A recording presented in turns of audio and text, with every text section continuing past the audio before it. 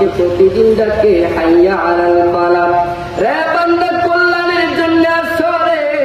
আল্লাহ তাআলা বলেন মুয়াজ্জিন ভোরবেলা ডাকে আসসালাতু খায়রুম মিনান নাওম, বান্দারে ঘুমের চাইতে নামাজ ভালো, ঘুমের চাইতে নামাজ ভালো রে বান্দা।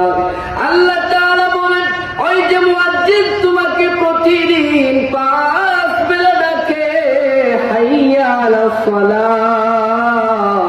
বান্দা তোমাকে বলে তুমি নামাজ পড়ার জন্য আসো, কিন্তু তোমার তো কোনো নামাজ নাই, নামাজ নিয়ে তোমার কোনো চিন্তা নাই।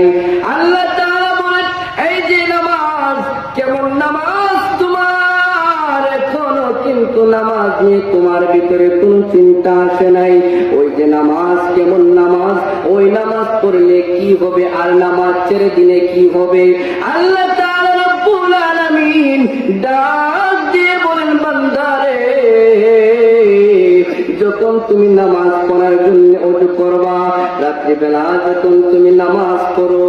আর দিনের বেলা যখন নামাজ পড়ো, মসজিদে যখন আযান হয়ে যায় আর নামাজ পড়ার জন্য তুমি ওযু বানাও, আল্লাহ তাআলা রব্বুল আলামিন বলেন বান্দারে ওই যে তুমি ওযু বানানোর সময় তুমি হাত ধৌত করো, পা ধৌত করো, বান্দারে যখন তুমি ওযু বানানোর জন্য তুমি মুখ ধৌত করো, যখন তুমি এইভাবে মাথা মাসে করো, আল্লাহ তাআলা বলেন বান্দা যখন তুমি পানি দিয়ে এইভাবে মুখমণ্ডল ধৌত করো, আর ওযু করা শেষ হয়ে যাওয়ার পরে এই হাত থেকে পা থেকে মুখ থেকে যখন পানিগুলি জোর জোর জোর জোর করে মাটির মধ্যে পড়ে যায়, আল্লাহ তাআলা বলেন রে বান্দা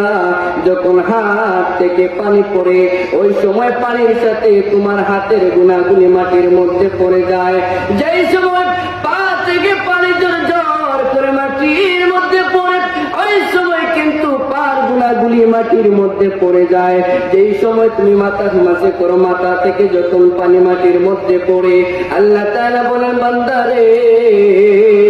ওই সময় কিন্তু মাথার গুনাহটা কিন্তু মাটির মধ্যে পড়ে যায়। আল্লাহ রাব্বুল আলামিন বলেন এইভাবে যখন ওযুর পানি মাটির মধ্যে পড়ে, বান্দারে তোমার অঙ্গ প্রত্যঙ্গের সব গুনাহগুলি ওযুর পানির সাথে মাটির মধ্যে পড়ে যায়।